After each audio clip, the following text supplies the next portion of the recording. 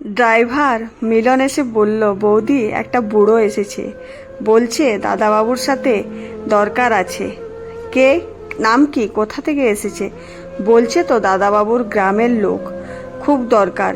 দরকার তো আমি জানি, যত সব ফালতু লোকগুলো আসে যখন তখন তোদের দাদাবাবুকে এনিয়ে বেনিয়ে দুঃখের কথা বলবে, সেও গলে যাবে আর কিছু টাকা খসবে আমাদের।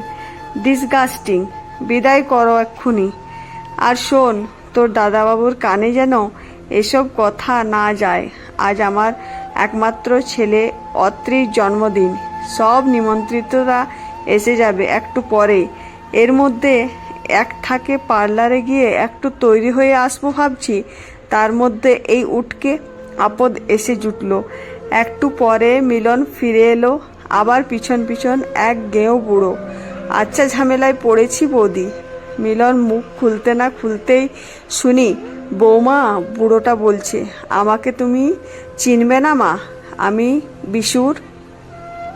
কথাটা শেষ করতে দিলাম না, হাত তুলে বললাম, দেখুন, আপনি কে তা আমি জানতে চাই না।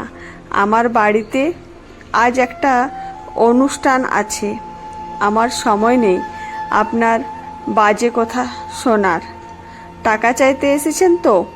ওই রকম অনেকেই আছে। আমার স্বামীর গ্রামদূত সম্পর্ক ধরে আপনি এখন আসুন। আমার স্বামী বাড়িতে নেই, অনেক দূর থেকে এসেছি মা, আমার বিশেষ দরকার। তাছাড়া বুড়ো হয়েছি, পথঘাট ঠাউর করতে পারবো না তো রাতে। বিশুর সাথে কাজের কথা সেরে কাল সকাল সকাল চলে যাব। নাছোড়বান্দা বুড়ো তো। মিলনকে বললাম, একটা কাজ কর, সার্ভেন্ট কোয়ার্টারে আজকের রাতটা থাকতে দাও একে, কাল দেখা যাবে।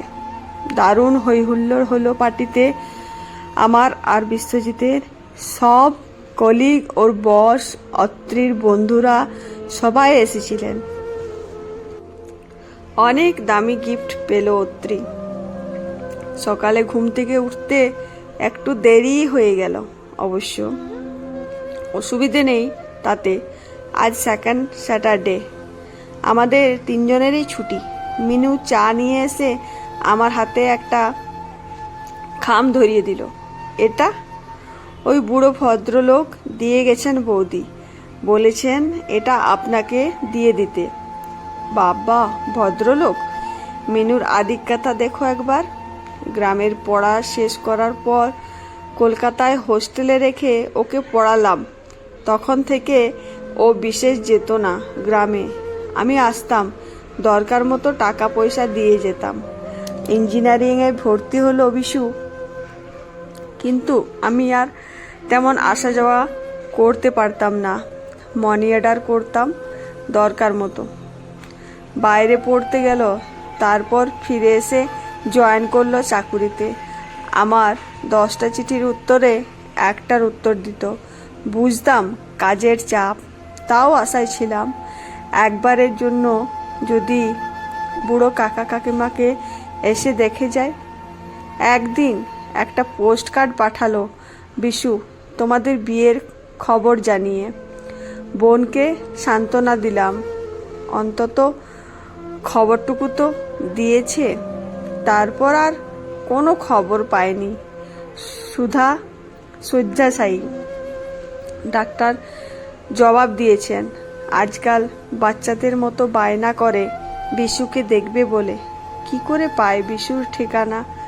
কপাল ঠুকে ওই অফিসের ঠিকানায় চলে এলাম।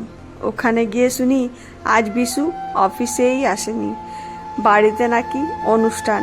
রিসেপশনিস্ট মেয়েটিকে অনেক অনুরোধ করায় আমাকে এই ঠিকানাটা দিল, কিন্তু শুধুমাত্র সুধার কথা ভেবেই আসিনি আমি। আমার আর দাদার 10 বিঘা জমি ছিল গ্রামে, যা ফসল আর ফল পাকুড় হতো তা বিক্রির পয়সা ব্যাংকে জমা করতাম আমি। এখন বয়স হয়েছে, আর চাষবাসের দেখাশোনা করতে পারি না, তাই বসত বাড়িটুকু রেখে জমি বিক্রি করে বাবদ 30 লাখ টাকার চেক আমি দিয়ে গেলাম। আজ আমি দায়মুক্ত হলাম। তোমরা ভালো থেকো। নাতিবাবুকে আমার আশীর্বাদ জানিও। ফিরে গিয়ে সুধাকে বলবো যে তোমরা বিদেশে আছো, আমি তোমাদের খুঁজে পাইনি। জানি খুব কাঁদবে। আমি চললাম, আর কোনোদিন আসবো না বিরক্ত করতে। অনেক অহংকার ছিল আমার।